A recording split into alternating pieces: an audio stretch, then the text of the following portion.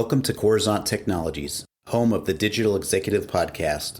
Welcome to the Digital Executive. Today's guest is Cory Hymel. Cory Hymel serves as the Vice President of Product and Research at Gigster, a company democratizing access to great software development.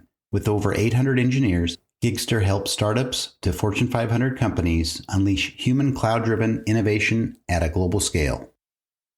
Well, good afternoon, Cory. Welcome to the show. Thanks for having me, man. I'm excited to be here. Absolutely. Thank you again. I know we all traverse some crazy time zones to get things done, but I'm glad you're here in the U.S. I traverse many countries around the world, 40 now so far, and love getting to meet new people every day. So, Cory, let's just jump right into these questions here. Let's talk about your career in technology, a developer, kind of where I cut my teeth, right? You're an entrepreneur. Now you're the Vice President of Product and Research at Gigster. Could you share with our audience the secret to your career growth and what really inspires you? Yeah, that's a great question. Like you said, I started in engineering and then I think quickly found out that there was substantially better people to do engineering than me. So I started to look and I knew I wanted to stay in the technology space. So I tried to look to figure out kind of like what that path would be. And one of, the kind of next logical conclusions was like, how do I move out of engineering into some form of like management? And I spent a lot of time as a solutions engineer, which was really cool. So I didn't have to necessarily code all the time, but did get into the kind of moving more into the people space. And then since then, have continued to kind of like climb the ladder. I mean, there's not really any like super secret thing that I've had. I would say that the biggest thing, and this is something that I learned actually relatively recently, is that business books actually do have some kernel of truth into them. I had always looked at these books around either like managing people or how to better set goals or visions and stuff like that as kind of these, like, okay, whatever, like I get it. They're trying to sell some books and never read them. And then, once I started understanding that to continue growing my career, I need to continue to educate myself beyond where I was at. It really kind of took off. So that's if I had to give a career hack, that might be one of them.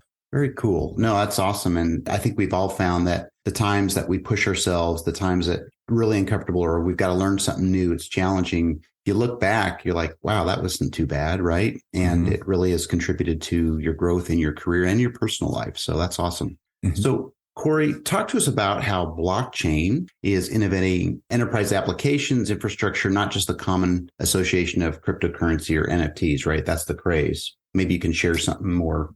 Yeah. So blockchain's in a really cool spot. It's at a spot where it's starting to kind of find its place as a infrastructure, almost as a service type of tool, similar to how cloud computing came out of the on-prem world. Blockchain is falling into the background of providing this amazing level of value, but it's no longer the name and the razzle dazzle of it is like the forefront of the value prop when it walks into the room. And we're really seeing that kind of take hold on the enterprise side, like a lot of businesses using them or using blockchain for internal applications, a lot of like B2B applications. If you think about the general ethos of why blockchain was created to have this kind of trustless system. So if two people don't trust each other, but they're trying to do business together, you can have this technology-enabled middleman that can broker that transaction and actually resolve trust on both ends. And if you think about that kind of scenario, it plays out a lot in business,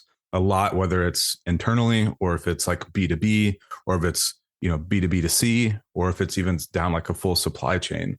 So where we're seeing blockchain really take hold is a lot of these use cases where companies are trying to, I'll tell you one that we're like working on right now is that companies that are trying to like share data or broker data between two businesses. And they want to enable like a way for both businesses to be compensated on data that they either provide or they consume, but do it in a much more like streamlined fashion. So blockchain is bringing speed to the enterprise by being able to kind of like broker these transactions in real time.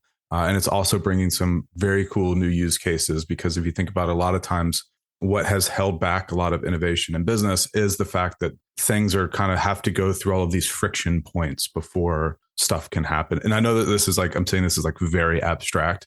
People are like, well, what friction points and what happens and what is this? And it's like, there's a lot to unpack there, but we're just seeing it provide this kind of new level of speed within a business that's super interesting. And again, we're only a few years into it, so there's gonna be a lot more coming soon. But we've seen a lot of the spend in enterprises picking back up for blockchain, and that's usually a really good signal, especially given where the market is currently.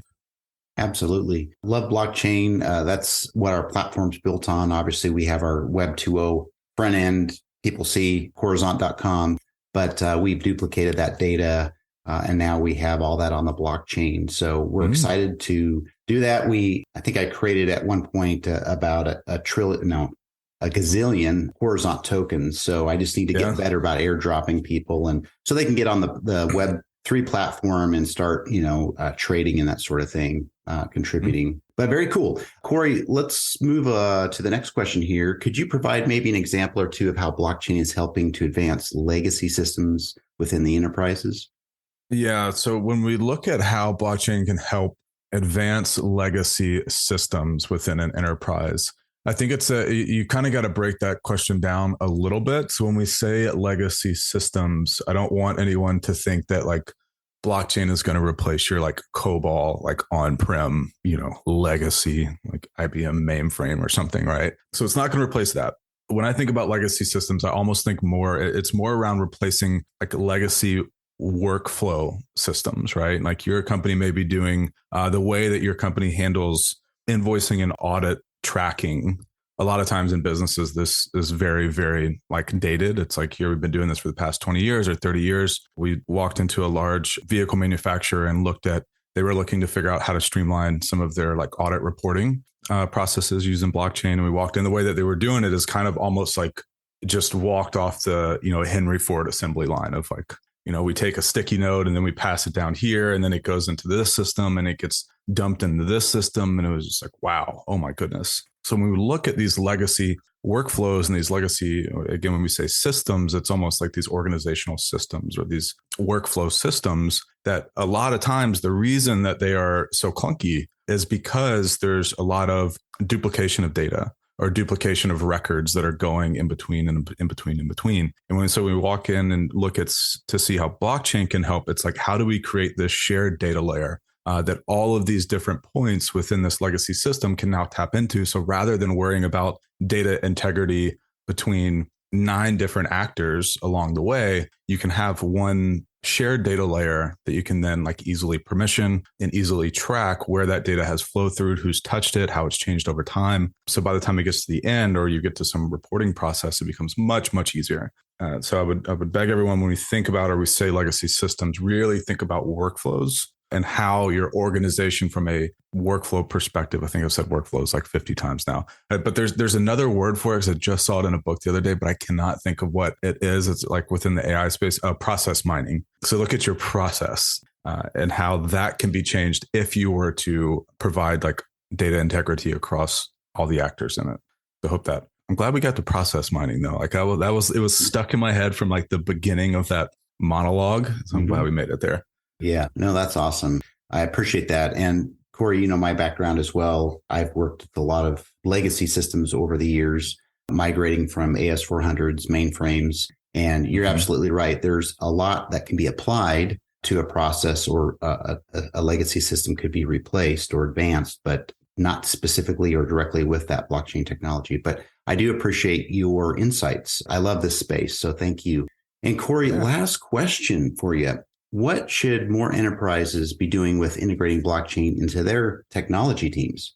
The biggest problem I see whenever we walk in the door for enterprises is a lack of education, honestly. So when we talk about integrating it into their technology teams, I think the first protocol that every company should take is to set up some level of a center of excellence where you can have some people really investigate in to understand how this technology can be used within your business.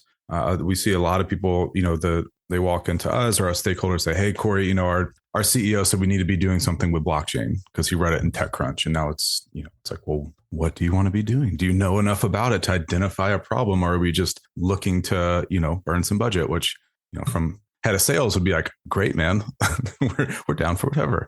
But, really within businesses, it's important, especially when it comes to not just blockchain, but any emerging tech, whether that's, AI or IoT or whatever it might be, is to have set up a center of excellence where you can have subject matter experts on your business that know how your business flows and works, understand the tech, because that's going to be the best way that you can identify opportunities. It's really hard, speaking from one as a consultant, to walk into a business and say, hey, give us blockchain. It's like, well, I really need to understand again what your processes are, your workflows, where are you having problems? And that can take a lot of time and also take a lot of money. So if you can get someone, within your own gates to understand it and then look to apply it, that is the best step that any IT org could provide back to their business.